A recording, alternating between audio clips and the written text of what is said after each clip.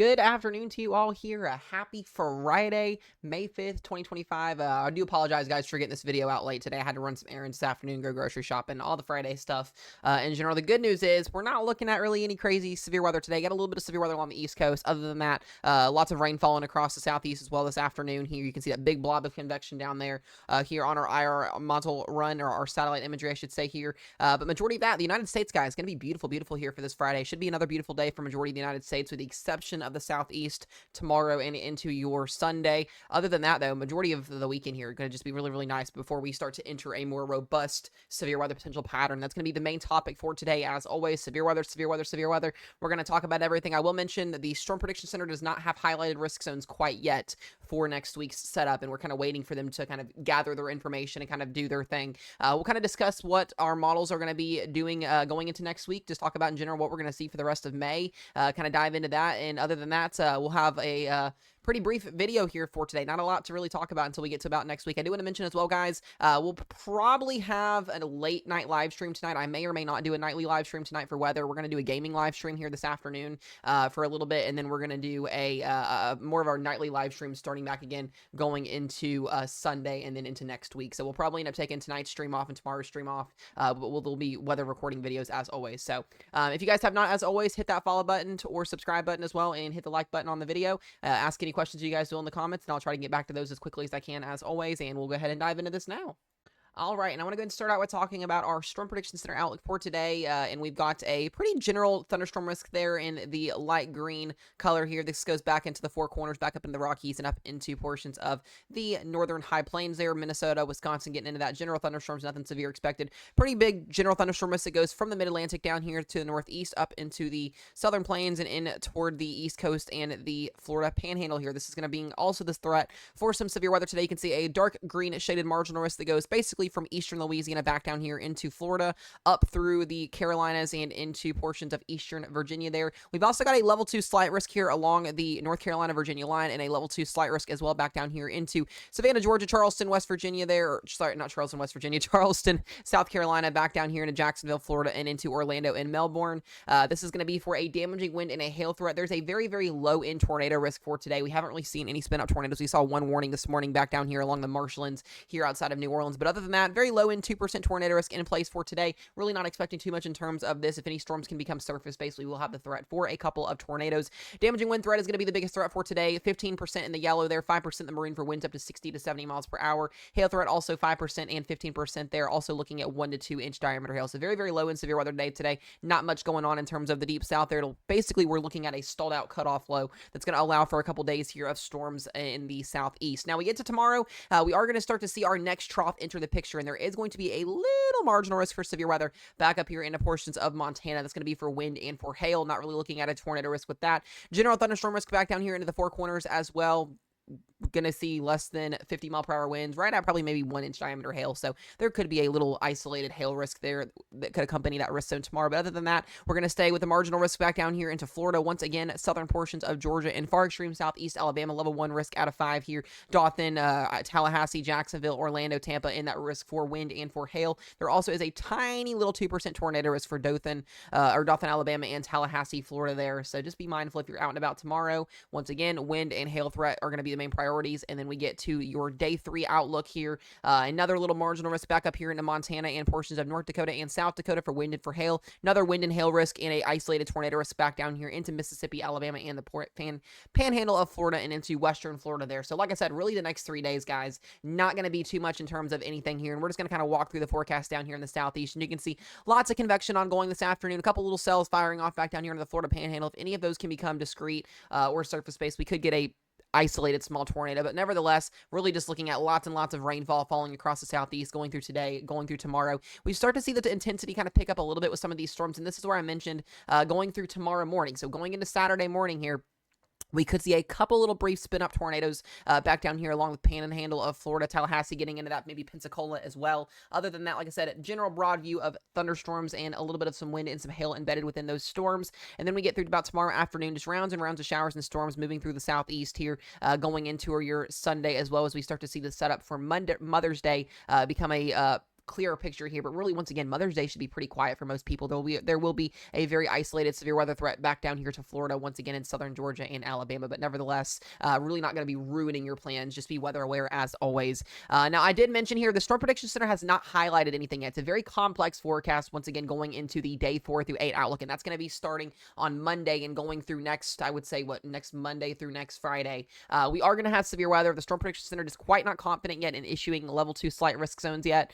When you're 4 to 8 days out, you typically get a slight risk, so just something to be mindful of there. We'll go ahead and talk about our general view and what we're going to see here of our GFS run. This is our 12Z GFS run from this afternoon, and we're going to go ahead and talk about the troughing we're going to see. You can see a pretty big ridge that's going to be in place here. You've got 2 low pressure systems that are also existing here. You've got a low off the northeast here. You've got a cutoff low. This is what's going to bring that severe weather for the next 3 to 4 days here across the southeast here. And I've mentioned the last couple of days, kind of watching this low get itself together going into Sunday and Monday here, really start to kind of intensify a little bit here. And I do think going into Monday, we could have a little bit more of an elevated shot at seeing a tornado risk, maybe a wind and a hail risk here on Monday. The Storm Prediction Center has not highlighted anything yet for Monday, but we do need to watch down here in that little southeast quadrant of that low. This low is not going to be moving much between now and the next 4 to 5 days, so I do expect a little bit cooler temperatures down in this area than what we have been seeing. So temperatures will probably be in the 60s, maybe some 70s, maybe some low 80s, but we should see mostly cooler temperatures than what we've been seeing back down here in the southeast. And then we've got to pay attention to this next piece of energy.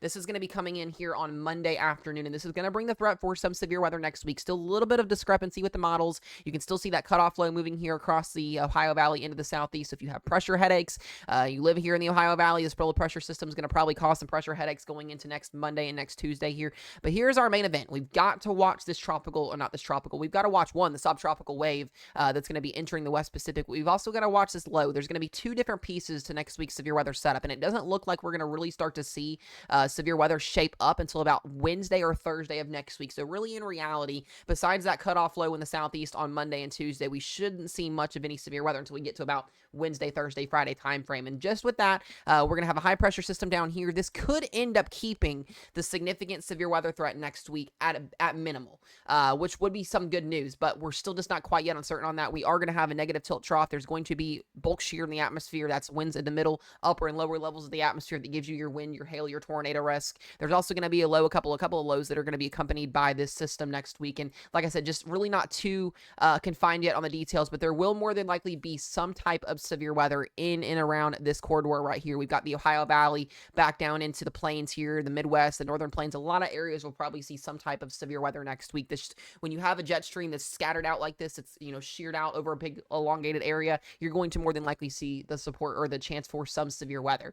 I don't think as of right now this is going to be some type of significant outbreak as of right now. That can change with time. If things start to become a little bit more confined in terms of details here soon, we'll be able to answer those questions. But this is going to be next Wednesday, next Thursday, next Friday, and typically most times not, when you get these zonal jet streams that develop like this underneath of lows and around lows, you get more of a damaging wind and hail threat. That's not saying the tornado threat won't be there, but it'll be a little bit lower due to a negatively tilted trough pulling in southwesterly winds. So we're gonna have to watch this through next Thursday, next Friday, next Saturday, and then we get into the following week, the 3rd week of May here, and things just become a little bit more uncertain. But I would be watching for more robust severe weather going into the Ohio Valley. I think the Ohio Valley is going to be once again the big target zone going into next week and into the following week as we go towards the end of May here. And then after that, things just get a little bit more uncertain. We'll start to paint more of a picture on what that's going to look like going into the next couple of days here. Now, I will mention this is going to be an idea of what our precip could look like. These are models. These are global models, so these are going to be a little bit, weird when it comes to showing precip, but you can see lots of rain down here in the southeast through Saturday, through Sunday, into Monday, a little bit more maybe robust severe weather event on Monday and Tuesday there, and then that low officially moves off the coast